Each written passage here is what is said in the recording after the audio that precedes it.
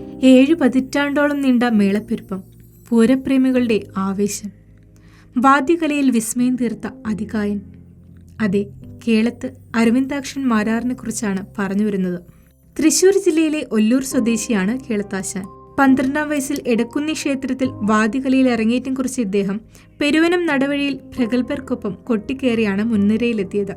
4 പതിറ്റാണ്ടുകാലം തൃശൂർ പൂരത്തിന്റെ ഭാഗമായിരുന്ന കേളത്താശാൻ പൂരപ്രേമികളുടെ ഒഴിച്ചുകൂടാനാവാത്ത അധ്യായമായിരുന്നു.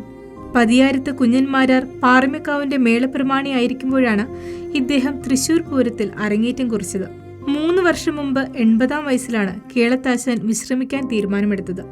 ആദ്യം 13 വർഷം പാറമേക്കാവിലും പിന്നീട് 9 വർഷം തിരുവമ്പാടിയിലും തിരികെ പാറമേക്കാവിലും തുടർച്ചയായി 23 വർഷം കൊട്ടിക്കേറിയ മേളപ്രതിഭ.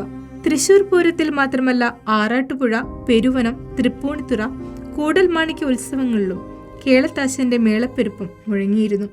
മേളപ്രമാണിയായില്ലെങ്കിലും അത്രത്തോളം തലയെടുപ്പുണ്ടായിരുന്നു 45 വർഷം പൂരം കൊട്ടിക്കേറിയ കേളത്താശാന്.